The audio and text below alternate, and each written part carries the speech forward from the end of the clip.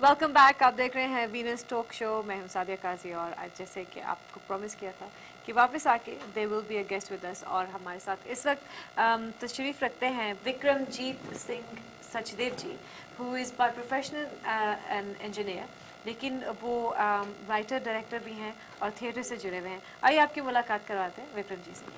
Good evening. सत श्री अकाल जी, कैसे हैं आप? बस बहुत अच्छा लगा मेरे को आपसे मिलके। Same here, lovely to have you on the show. Thank you कि आप आज आए। एंड आई नो कि आप इंडिया से आए हुए हैं और यहाँ पर आजकल लंदन में हैं, तो हमने सोचा कि we must make the most of it और आपको यहाँ बुलाएं। It's my player. Vikram ji, आपके थिएटर से आप जुड़े हुए हैं और it's been a long journey for you. अपने सफ़र के बारे में आप पहले शुरुआत करें, आप बताइए। ठीक है जी।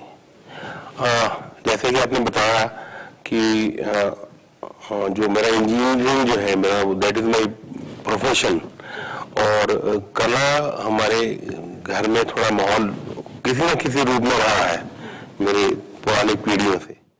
तो मैं भी कभी फोटोग्राफी से जुड़ा और चीज़ों से जुड़ा, और ये समझिए कि मेरा स्कूल और कॉलेज तक मैं गाने से, सिंगिंग से ज़्यादा जुड़ा रहा। अच्छा, आप गाते भी हैं? जी जी, गाता रहा था। नहीं, मतलब अभी मैंने थोड़ा ये वो मैं नहीं कह सकती कि अगर कोई गाता है तो वो हमेशा गाता है।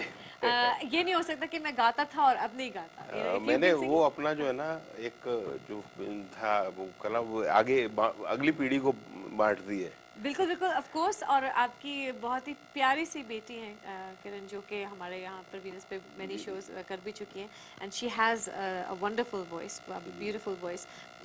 सो तो जैसे सिंगिंग से था तो मैं स्कूल कॉलेज तक मेरा सिंगिंग में ज़्यादा रुझान रहा।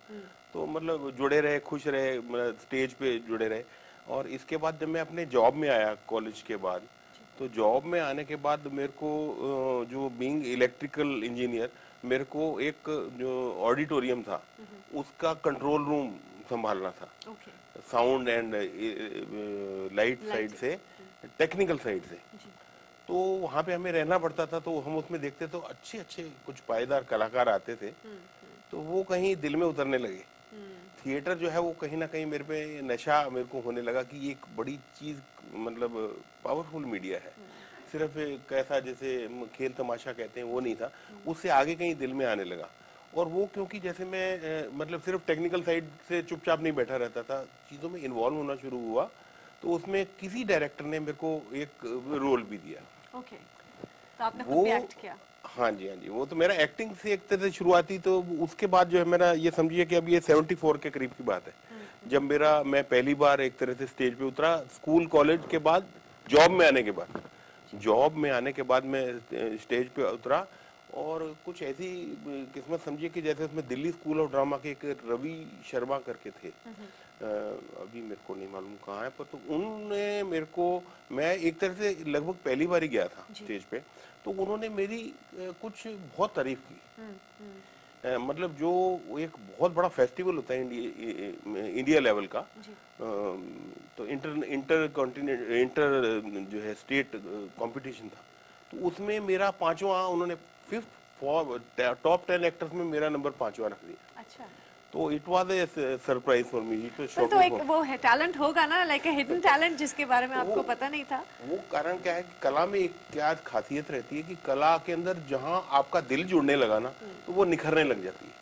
कला दिल की ही चीज है। दिल की है, लेकिन मैं ये समझती हूँ कि एक्टिंग करना एक स्किल है जो कि शायद हर एक में तो नहीं है ना, वो सिर्फ उन्हीं में है जो कि गिफ्टेड है। So obviously you had that. मेरे को, मैं इसमें थोड़ा सा और इजाफा करता हूँ आपकी बात में। कला हर एक में है, उसको जहां आपने, वो पंजाबी में वर्ड है टुम्ब दिया, जहां उसको आपने उसको टच किया तो वो एकदम खिल खिल जाती है। जैसे मेरे को स्कूल कॉलेज तक नहीं था, और जॉब में आने के बाद, जब अक्सर होता है कि स्कूल कॉलेज में आदमी शौक ज्यादा अपना अपना, और मेरा कहाँ जॉब शुरू हुआ, जॉब में आने के बाद। और वो मेरे को आज भी याद है, उसका जो नाटक का नाम था अंधेरे उजाले। तो समाज के जो डार्क पोर्शन है, या जहाँ हमें रोशनी दिखती है समाज के लिए, उन चीज़ों पे बातचीत थी उसमें, जो समाज के अंदर गलत चीज़ें हैं और अच्छी चीज़ें, उनकी बातचीत थी।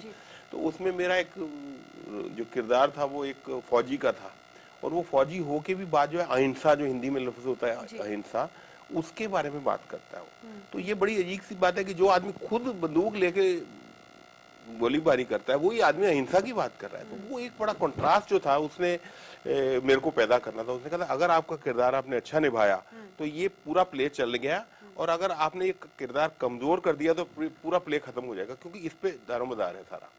तो वो कहीं वो चीज ऐसी मेरे को आई कि तो मैं जो नहीं कभी सोचा था वो मेरे को सामने ले आए। वहां से मेरा एक तरह से सफर शुरू हुआ। तो मेरे को एक तरह से रोल करने हो गया जहाँ पे प्ले में। पर मेरा ये था कि मैं सिर्फ प्ले से नहीं, रोल से नहीं जुड़ा रहता था। मेरा जो डायरेक्टर काम कर रहा होता था उसमें मेरे को रुचि होती थी, मेकअप मैन काम कर रहा है उस पर होता था। तो ये मेरा सफर जो है 74 से लेके करीब करीब 93 तक मेरे जॉब भी बदले उसमें। प्राइवेट कंपनी थी उसमें से फिर मैं गवर्नमेंट में आ गया, रेलवेज में आ गया। अभी मैं वेस्टर्न रेलवे में हूँ, चर्च गेट में, बॉम्बे में। तो ये धीरे धीरे जो सफर रहा अलग अलग रेलवेज के अंदर भी, और प्राइवेट कंपनी में मैं डीसीएम में था, श्री राम केमिकल्स में। तो वहां से जो मेरा ये सफर करीब करीब 93 तक ऐसा रहा जिसमें मैं रोल करता रहा। रोलों मगर कहीं ना कहीं कब मेरा स्विच ओवर हो गया, कहाँ असिस्टेंट डायरेक्टर बन गया, या उसकी क्रिएटिव प्रोसेस के अंदर मैं कहाँ इन्वॉल्व हो गया, मेरे को नहीं पता लगा। ऑफ कोर्स आपने बहुत सारे प्लेस जो हैं डायरेक्ट किए और लिखे। आप खुद लिखते भी हैं प्लेस? हाँ जी, अब तो मेरा वो चीज आ गया है। तो जैसे भी बात हो रही थी कि 93 से के बाद फिर मेरा एक पीरियड आया 93 से करीब करीब 99 तक, जिसमें मेरा जो है थोड़ा मैं थिंकिंग प्रोसेस शुरू हो गया। मेरी थिएटर पर सोच शुरू हो गई। थिएटर ये नहीं कि जो हो रहा है वो करते जाए, एक आर्टिस्ट की तरह काम किया आगे। मेरे को थिएटर का जो इवोल्यूशन है, इसके ऊपर थिएटर की जो डेवलपमेंट है, थिएटर कैसे है, क्यों है, इस चीज पे दिल के अंदर बहस चलती थी। अच्छा। तो मेरा ये जो साइलेंट पीरियड था 93 99 में, इसमें मैंने चीजों को देखने का नजरिया बदला। ऑब्जर्व कर रहे थे आप and you were having your own sort of, theatre को देखने का नजरिया बदल गया। फिर 2000 से क्या हुआ कि मेरे को लगा कि मैं एक सिर्फ एक्टर तक नहीं रह सकता। फिर मैंने अपने जो टुकड़ों टुकड़ों में कर रहा था सब चीजों को, उनको सबको मैंने समेट के और राइटर और डायरेक्टर में आ गया, ताकि मैं कंप्लीट एक कैनवास के ऊपर जैसे एक पेंटर पूरी चीज बनाता है। तो ऐसे मैंने प्ले लिखने शुरू किए, बहुत छोटे छोटे प्ले किए। और वो पहले मैं करता था मगर ऐसे ऐसे नाम लेके नहीं, कहीं भी डायरेक्टर के साथ जुड़े हुए, इसके साथ जुड़े हुए, उसके साथ जुड़े हुए। मगर इसके बाद मैं पूरा प्ले किए। तो वो उसके बाद से ये समझ ली कि 2000 से शुरू हुआ और आज की तारीख तक बहुत तो नहीं किए मगर 5 प्ले किए, जिनके अंदर मैंने एक्सपेरिमेंट किए, थिएटर का स्वरूप देखा कि ये कैसा चल रहा है आज के समाज में, इसका क्या स्वरूप है और क्या होना चाहिए और कैसे इसको हम ज्यादा सफल बना सकते हैं। आजकल थिएटर पॉपुलर है, आजकल किस तरह फिल्म्स भी हैं और टेलीविजन भी है और इतना मीडिया है। बिल्कुल, तो आर पीपल स्टिल इंटरेस्टेड? आप सीधे उसी चीज पे आगे जो मेरे दिल में चल रही थी, आप बहुत जल्दी बात को पकड़ लेती हैं। तो मैं बिल्कुल वही चीज कहने जा रहा था कि थिएटर जो है ना, आज हमने बना रखा है एक शोरूम, शोकेस के अंदर रखा हुआ है कि थिएटर जैसा स्वरूप शुरू से चला आ रहा है उसी को वैसे ही चलाते जा रहे हैं। मगर मेरे दिमाग में इसका बहुत मतलब स्वरूप बहुत अंदर मेरे वलवले आ रहे हैं कि इसका स्वरूप बदलना चाहिए, क्योंकि ये अभी जैसे आपने बताया इलेक्ट्रॉनिक मीडिया आ गया है, नेट भी है, टीवी है, सिनेमा है, यूट्यूब के ऊपर फिल्में आ रही हैं, मतलब पूरी पूरी फिल्में लोगों अपने एक्सपेरिमेंट कर रहे हैं। जो लोग घर बैठ के सब कुछ देख सकते हैं, अपने आप को तो आप थिएटर कहाँ रह गए? थिएटर कहाँ रह गए? तो थिएटर एक बहुत पावरफुल मीडियम है, मैं बताऊँ इतना पावरफुल है कि ये अब शोकेस में ना रह जाए, ऑडिटोरियम में ना रह जाए, ये घर में आ जाए। जैसे एक बीच में आया था, एक आपने सुना होगा, स्ट्रीट प्ले। तो स्ट्रीट प्ले से भी अभी मेरे को कहीं घरों में दिखता है। तो स्ट्रीट प्ले के अंदर क्या होता है कि सुलभ हो जाता है, हिंदी में एक लफ्ज होता है सुलभ, मतलब इट्स अफोर्डेबल। क्योंकि आज की तारीख में मैं अगर सोचूं कि थिएटर जो है वो करना है मेरे को, एक प्ले करना है, जैसे मैंने 5 प्ले किए, तो मेरी मशक्कत ऐसी मेहनत शुरू हो जाती है एक नाटक शुरू करने से पहले, जैसे कि किसी लड़की की शादी के लिए तैयारी होती है। मेरे को कलाकार इकट्ठे करने हैं, उनको एक एक को मनाना है, उसकी खूबियां देखनी है, उसके टेक्नीशियंस देखने हैं, ऑडिटोरियम बुक करना है, फिर देखना मेरी ऑडियंस भी कुछ भरी हुई लगे। और फिर इन सब के बावजूद मेरी जिस चीज जहाँ दिल से शुरू हुआ, जो मैसेज लेके मैं आया, वो मैसेज पहुंचे भी तो सही। तो ये सारे के पीछे प्रोड्यूसर जो तकलीफ जुड़ी रहती है वो बहुत भारी होती है। तो अच्छा, थिएटर सोचना इज वेरी बहुत भारी चीज हो गई। थिएटर का स्पेसिफिक एक मैसेज के साथ ताल्लुक है कि वो आप अपने ऑडियंस को एक मैसेज दे रहे हैं, वेयर एज इन फिल्म्स तो एक एंटरटेनमेंट फैक्टर बहुत है ना, उसमें तो डांस भी दिखा दिया, उसमें डाइवर्जन हो गई इधर उधर, आपको सीनरी दिखा दी, दूसरे मुल्क में ले गए। But with theatre it's specifically आपको जो डायरेक्टर होता है उसका मकसद सारा ये होता है कि जो भी एक्टर्स परफॉर्म कर रहे हैं they need to get that message to the community. जी जी जी बिल्कुल। इसके पीछे मतलब एक्चुअली जब कला शुरू होती है, राइटर के दिल में एक ख्याल जन्म लेता है, एक एहसास जन्म लेता है जिसको उसने पहुंचाना होता है, तब वो बड़ी नाजुक सी चीज होती है। मगर दुनिया की मुश्किलों से निकलते निकलते उसका स्वरूप कोई कमर्शियल बन जाता है कहीं। जैसे अभी आप हम जैसे फिल्म को भी बोलते हैं कमर्शियल आर्ट, हाँ जी, तो कॉमर्स पहले हो गया और आर्ट बाद में हो गया। तो शुरुआत होती है आर्ट से और बन जाता है वो कमर्शियल आर्ट। और उसके अंदर मैं देखता हूँ कि जिसका पैसा मैं लेके लगाने वाला हूँ वो उसकी भी तकलीफ समझूं भी, वो पैसा लगा के डुबोने के लिए तो नहीं आया। हाँ बिल्कुल। तो उसके एलिमेंट जोड़ते जोड़ते वो कमर्शियल ज्यादा हो जाता है और आर्ट कम हो जाता है। तो वो तकलीफ भी मेरे को तकलीफ देती है कि कलाकार पीछे रह गया जहां से शुरुआत हुई, और आर्ट पहले कॉमर्स पहले आ गया, पैसा पहले आ गया। और वो जरूरत है, उसको हम ये नहीं कह सकते कि वो बुरी चीज है, मगर इस चीज को चलते रहने के लिए तो जरूरी चीज कॉमर्स ही है ना। सारा समाज का स्ट्रक्चर इससे चलता है। तो वी कांट से कि it is a bad thing, but it should be कहीं ना कहीं हम उसकी रूह को जिंदा रखें। जिस रूह से शुरुआत हुई वो रूह जिंदा रखने के लिए क्या एलिमेंट है, तो वहां तकलीफ मेरी शुरू होती है कि अब ये क्यों स्वरूप, क्या स्वरूप होना चाहिए। जैसे मैं अभी यहाँ पे लंदन में आया हूँ, तो लंदन में आने के बाद मेरे को एक्चुअली बड़ी खुशी की बात है कि मैं यहाँ के जो अपने एशियन लोग जितने हैं, इनके अंदर जितना भाईचारा है, आपस में मेल मिलाप है, इनका जो जो समारोह होते हैं, जो फंक्शंस होते हैं, वो बड़े हिल मिल के होते हैं। वहाँ पर कोई डिफरेंस नहीं है, बिल्कुल बिल्कुल, है ना? सारे तो कम्युनिटीज उसमें एक साथ जैसे अभी कल सेलिब्रेशन। मैं बैठा हुआ था, एक हमारे बहुत ही अजीज है और मेरे हमारे शुभचिंतक है हमारे परिवार के, प्रेम मौडगिल जी। और उनकी वो बहुत अच्छे थिएटर आर्टिस्ट हैं, बहुत अच्छे थिएटर आर्टिस्ट हैं। और एक उन मिसेज है उनकी, राज मौडगिल, वो कवित्री भी हैं। और कल हमारी प्ले पे बातचीत चल पड़ी। अच्छा, तो मैं देख रहा था कि प्ले को स्टेज तक पहुंचाने की जो एक सफर है, तकलीफ वाला बहुत है, उसके अंदर हमें चिंता करनी पड़ती है। वो चिंता नहीं रहनी चाहिए, उसको लगे कि मैंने सोचा और बता दिया। जैसे मैंने आज सोचा और आपको बात कर दी। आज जैसे मेरे से पहले आप कुछ बात कर रहे थे शादी के बारे में, जी जी तो वो भी एक ख्याल आया, ख्याल कह दिया। ऐसे थिएटर होना चाहिए। बिल्कुल। विक्रम जी हमारे साथ कॉलर हैं, हाँ, देखते हैं लाइन पे कौन है। जरूर, हेलो अरे बहुत हेलो Hello, हेलो जी, as well. Hi, thank you. Who is calling? It's Sohail speaking from London. Hi Suhail. Sohail ji हैं। It's Sohail. जी जी बोलिए जी sir. Suhail. Hello. I need to say first of all, it's a very interesting topic you guys have chosen today. I have never called to any televised program like this. Today I just couldn't stop myself Okay. to hear your chat and discussion you guys having. So congratulations to you guys, I must say. Thank you. Thank you very much, Suhail. Of course, it's about communication. Thank you so much, Suhail. It's been wonderful talking to you, and thank you for sharing your thoughts with us. बहुत शुक्रिया. Do we have anybody else? Hello. Hello, ji. Hello. Hello. Hello. अस्सलाम वालेकुम, सत श्री अकाल जी। सत श्री अकाल, वालेकुम सलाम जी। कौन बात कर रहे हैं? मैं हरतेज से बोलता हूँ लेस्टर तो ही। हाँ जी, वेलकम। कैसे हो तुसी? ठीक हो? आप बहुत बहुत ਮਿਹਰਬਾਨੀ ਤੁਹਾਡੀ। ਪ੍ਰੋਗਰਾਮ ਅੱਗੇ ਵੀ ਕਈ ਵਾਰ ਦੇਖਦਾ ਨਾ ਤੁਹਾਡੇ, ਪਰ ਅੱਜ ਦਾ ਪ੍ਰੋਗਰਾਮ ਮੈਨੂੰ ਬਹੁਤ ਅੱਛਾ ਲੱਗਾ। थैंक यू जी। ਤੇ ਦਿਲ ਕਿਦਾ ਤੁਹਾਡੇ ਨਾਲ ਗੱਲ ਕਰਾਂ। हाँ जी, आप हमारे गेस्ट से बात करना चाहेंगे? विक्रम जी से कुछ कहना चाहेंगे? हाँ जी हाँ जी हाँ जी। जी हाँ बात जी बोलिए सर, देव जी बोलिए। ਭਾਜੀ ਸਤਿ ਸ਼੍ਰੀ ਅਕਾਲ ਜੀ। सत श्री अकाल जी। ਭਾਜੀ ਬਹੁਤ ਖੁਸ਼ੀ ਹੋਈ ਤੁਹਾਨੂੰ ਦੇਖ ਕੇ, ਤੁਹਾਡਾ ਚਿਹਰਾ ਦੇਖ ਕੇ। ਮੈਂ ਪੰਜਾਬ ਦਾ ਰਹਿਣ ਵਾਲਾ, ਲੁਧਿਆਣੇ ਦਾ। अच्छा, ਹੁਣ ਲੰਡਨ ਚੋਂ? ਹੁਣ ਮੈਂ ਲੰਡਨ ਤੋਂ ਬੋਲ ਰਿਹਾ। अच्छा जी बोलिए।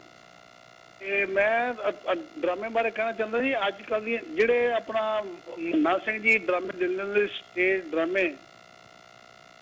जी बोलो। ਹੈਲੋ जी बोल, सुन रहे हैं? ਡਰਾਮੇ ਨਾ, ਜਿੱਦਾਂ ਅੱਜ ਕੱਲ ਨਾ ਡਰਾਮੇ, ਜਿੱਦਾਂ ਪੰਜਾਬ 'ਚ ਕੁਝ ਹੋ ਰਿਹਾ ਨਾ, ਭਰੂਣ ਹੱਤਿਆ ਜਾਂ ਰੇਪ, ਕੋਈ ਏਦਾਂ ਦੇ ਡਰਾਮੇ ਲਿਖੋ ਕਿ ਜਿਹੜੀ ਅੱਜ ਦੀਆਂ ਜਿਹੜੀ ਫਿਲਮਾਂ ਨਾ, ਮੈਂ 25 ਸਾਲ ਮੈਂ ਥੀਏਟਰ 'ਚ ਕੰਮ ਕੀਤਾ, ਆਪਰੇਟਰ ਸੀ, ਮੈਂ ਫਿਲਮ ਚਲਾਉਂਦਾ ਸੀ। हाँ वेरी गुड। ਤੇ ਮੈਨੂੰ ਫਿਲਮ ਦਾ ਬਹੁਤ ਸ਼ੌਂਕ ਸੀ। ਨਾਲ ਜਿਹੜੀ ਅੱਜ ਦੀ ਫਿਲਮ ਦੀ ਜਿਹੜੀ ਬੁਨਿਆਦ ਨਾ ਬਹੁਤ ਥੋੜੀ ਹੈ। बिल्कुल। ਸਿਰਫ ਲੱਖਾਂ ਕਰੋੜਾਂ ਦਾ ਬਿਜ਼ਨਸ ਕਰਦੇ ਨੇ, ਪਰ ਥੀਏਟਰ 'ਚ ਸਿਰਫ 1 ਵੀਕ ਚੱਲਦੀ ਹੈ, 2 ਵੀਕ ਚੱਲਦੀ ਹੈ। बिल्कुल वही गल कह रहे हैं, मैं ये सादिया जी ना मेरी ये गल चल रही थी। तो ਤੁਸੀਂ ਨਾ ਜਿਹੜੇ ਡਰਾਮੇ ਨਾ, ਜਿੱਦਾਂ ਤੁਸੀਂ ਲੋਕਾਂ ਨੂੰ ਐਸਾ ਦਾ ਡਰਾਮਾ ਬਣਾਓ ਤਾਂ ਕਿ ਲੋਕੀ ਫਿਲਮਾਂ ਭੁੱਲ ਹੀ ਜਾਣ ਕਿ ਅੱਜ ਕੱਲ ਜਿਹੜੇ ਫਿਲਮਾਂ बहुत अच्छी गल की थी, बहुत अच्छी गल की थी, बहुत ही अच्छी गल की है। क्योंकि ਜਿਹੜਾ ਹੁਣੇ ਲਫ਼ਜ਼ ਦੀ ਗੱਲ ਹੋਈ ਸੀ ਕਿ ਕਮਰਸ਼ੀਅਲ ਆਰਟ ਬਣ ਗਿਆ, ਤੇ ਕਮਰਸ ਜਿਹੜਾ ਉਹ ਪਹਿਲਾਂ ਆ ਗਿਆ, ਜਿਹਨੇ ਲੱਖਾਂ ਰੁਪਏ ਲਾਏ ਉਹ ਸੋਚਦਾ ਕਿ ਪਹਿਲਾਂ ਮੈਂ ਐਸੇ ਫਾਰਮੂਲੇ ਪਾ ਦਿਆਂ ਕਿ ਫਿਲਮ ਚੱਲੇ, ਤੇ ਉਹ ਅਸਲੀ ਜਿਹੜੀ ਕਹਾਣੀਕਾਰ ਦੀ ਜਿਹੜਾ ਰਾਈਟਰ ਹੈ ਉਹਨੇ ਉਹਦੀ ਫਿਲਮ ਦੀ ਜਾਂ ਕਹਾਣੀ ਦੀ ਰੂਹ ਪਿੱਛੇ ਰਹਿ ਗਈ ਔਰ ਮਤਲਬ ਫਾਰਮੂਲੇ ਅੱਗੇ ਆ ਗਏ। ਤੇ ਥੀਏਟਰ ਆਪਾਂ ਇੰਨਾ ਸੁਲਭ ਬਣਾ ਦਈਏ, ਇੰਨਾ ਅਫੋਰਡੇਬਲ ਬਣਾ ਦਈਏ ਕਿ ਦਿਲ ਕੀਤਾ ਔਰ ਗੱਲ ਕਰ ਲਈ। मैं इसमें हिंदी बोलना ताकि और साड़ी ऑडियंस इसकी बढ़े, उसमें मैं ये कहना चाहूँगा हरदेव जी कि जैसे थिएटर है, ये पहले थिएटर बड़ा ऑडिटोरियम है, उसमें लोग बैठे हैं, उससे अब धीरे धीरे आपने एक नया नाम सुना हुआ है स्ट्रीट प्ले। स्ट्रीट प्ले से भी क्या होता है कि कई लोगों को झिझक लगती है कि हम ये कैसे पब्लिक में जाके एकदम कैसे मैनेज करें। तो उसका स्वरूप मैं क्या निकाल रहा हूँ कि मेरे को एक थॉट आया, जैसे सादिया जी ने भी थोड़ी देर पहले एक सब्जेक्ट लिया, इसी तरह कुछ और दिल्ली में जो एक केस हो गया है कांड, वो एक चीज आ गई। ये चीजें हमारी समाज की जरूरत की चीजें जिसपे हम डिस्कस करते हैं, तो हम न्यूज पे कहते हैं, तो हम छोटे छोटे प्ले, मतलब घर के 4-5 लोग मिले, एक क्लब में मिले और उन्होंने एक कॉर्नर के अंदर एक छोटा सा प्ले कर दिया। उस प्ले में हम वो सारी ऑडियंस जो है उसको अपना एक जो डिस्कशन करना है हमने वो एक मैसेज, जैसे यहाँ पे इनसे बात हुई तो तुरंत हमने अपनी बात कह दी, इतना आसान हो। उसके अंदर ना तो ऑडिटोरियम बुक करना पड़े, ना कुछ लाइट्स एंड साउंड हैवी लेनी पड़े। तो इसको इतना कॉमन करते जाए हम थिएटर को कि बिल्कुल कोई भी सोचे और 4 लोग मिले और उन्हें एक छोटी सी स्क्रिप्ट लिखी और वहीं पे किया और लोगों तक आपका मैसेज पहुंच गया। बिल्कुल, it's all about getting the message. Very correct. Vikram ji caller है हमारे साथ। हेलो जी। जी सलाम, मेरा नाम नूर है, मैं लंदन से बात कर रही हूँ। वालेकुम सलाम। सलाम विक्रम जी, आपसे आपका इंटरव्यू देखकर बड़ी खुशी हो रही है। मैं लंदन में रहती हूँ, लेकिन मेरा ताल्लुक हैदराबाद से है और मैं भी थिएटर से बहुत जुड़ी रही हूँ पहले। तो मुझे बड़ी खुशी हुई आपका इंटरव्यू देखकर। और आपके लिए मेरा ये सवाल था कि आपका जो थिएटर का एक्सपीरियंस है वो ज्यादातर इंडिया में रहा है, तो आप अगर वर्ल्ड लेवल पर कहें कि अगर हम थिएटर को एक इंटरनेशनल लेवल पर ले जाना चाहें तो आप उसका क्या स्वरूप देखते हैं, उसका क्या आपको क्या लगता है कि उसका क्या स्कोप है और किस तरह से हम उसको ले जा सकते हैं इंटरनेशनल लेवल पर? जी जी जी, आपका जो एक फॉर्मेट जो आपने जो फॉर्मेट देखा है वो बहुत ही कमाल का है कि मगर उसमें हम इसको अफोर्डेबल बना के मतलब इंटरनेशनल स्तर पे ले जाए। मतलब स्वरूप इतना छोटा कर दें कि एक क्लब में बैठे हुए 5 या 7 लोग भी थिएटर कर सकें और वो थिएटर जैसे अच्छा लगे, एक विचार दे रहे हैं पब्लिक को, एक डिस्कशन कर रहे हैं, तो वो वहां से जैसे किसी को अच्छा लगा दूसरे क्लब में बुलाइए, तीसरे क्लब में बुलाइए, दूसरे कंट्री में बुलाइए। तो इंटरनेशनल बनाने का मतलब हम उसको बहुत बड़ा और महंगा ना बना के छोटे फॉर्मेट के अंदर उसका जो स्कोप है, उसका जो दायरा है, दायरे को बड़ा करें, फॉर्मेट को बिल्कुल ऐसा कर दें कि जैसे हम घर में बात कर रहे हैं, क्लब में बात कर रहे हैं। Okay, thank you ji, thank you for your call. Let's take the next call. Hello ji. Hello. Hello ji. Hello, Sat Shri अकाल जी। सत श्री अकाल जी, कौन बात कर रहे हैं? हाँ जी, चलो मैं ना तो नहीं अपना दसना चाहता, कोई गल नहीं। प्लीज पहले मैं टॉपिक ते जाना जेडे तुसीं पहला कहंदे सी ना ले भी जेडे उम्र बड़ी ते छोटी हुंदी है ना। हाँ जी, एज गैप, लेकिन वो सोच बंदे दी होनी चाहिए है या लेडीज की होनी चाहिए है। ओके। ते लेकिन देखो मेरी मिसेज पास दी सेवी है। जी जी। हाँ जी। हाँ जी। ओह सो सॉरी, लगता है इनकी कॉल ड्रॉप हो गई। कोई बात नहीं। Okay, let's take the next call. Hello जी। हाँ जी, मेरी अगे ਤੁਹਾਡੇ ਨਾਲ ਗੱਲਬਾਤ ਚੱਲ ਰਹੀ ਸੀ ਤੇ ਵਿੱਚੋਂ ਕੱਟੀ ਗਈ ਸੀ ਮੇਰੀ। ओह सॉरी जी, सॉरी। अच्छा, वेलकम बैक। हाँ जी। हाँ जी। जी जी। अच्छा, हाँ ਤੇ ਇੱਕ ਨਾ ਤੁਸੀਂ ਆਪਣਾ contact number, phone number, mobile ਵਗੈਰਾ ਉਹ ਤੁਸੀਂ। Okay, thank you for your call, बहुत बहुत शुक्रिया। विक्रम जी, टाइम आपके साथ ऐसे उड़ा कि पता ही नहीं चला और मैंने अभी आपकी प्लेस के बारे में बात करनी थी, आपके जो 5 प्लेस हैं, but I am so sorry we are short of time now. No problem. और मुझे नाम इतना इम्पोर्टेंट नहीं है, थीम इम्पोर्टेंट है, विचार इम्पोर्टेंट है। ऑफ कोर्स आपकी 5 आपने प्लेस डायरेक्ट किए हैं जो कि आपने थिएटर तक पहुंचाए हैं, which और ऑन डिफरेंट सब्जेक्ट्स। जैसे पहला आपका जो है वो धार्मिक प्ले है, फिर उसके बाद आपने टेररिज्म पे भी किया है, आपने positive thinking, so there are so many things and I really wanted to speak about them but I am so sorry, time खत्म हो गया। आपका बहुत बहुत शुक्रिया, thank you so much for joining us, it's been a pleasure. बहुत अच्छा लगा मेरे को वीनस, मेरे को बहुत अच्छा चैनल लगा है और मेरे को ऐसे घर जैसा माहौल लगा है पूरा फॉर्मेट का, जो वीनस का फॉर्मेट है। जी। तो इट्स वेरी प्लेयर। आप लोग हमसे मिलिए, मेरे को लिखें, वीनस को लिखें, तो हम थिएटर के बारे में और भी बातें कर रहे हैं। Absolutely absolutely, all the best with everything. Thank you Vikram, thank you. Thank you. Okay, और टाइम कैसे चला गया पता ही नहीं चला। आपसे इजाज़त लेने का वक्त आ गया और नेक्स्ट वीक आपसे फिर मुलाकात होगी। एक छोटा सा शेर आप सबकी नज़र, न जाने इस जिद का नतीजा क्या होगा, न जाने इस जिद का नतीजा क्या होगा, समझता दिल भी नहीं, वो भी नहीं, मैं भी नहीं। सादिया काजी को आज के लिए इजाज़त दीजिए, आपसे मुलाकात होगी next Thursday sharp eight 9 o'clock। Let's see you soon. Take care. Bye bye.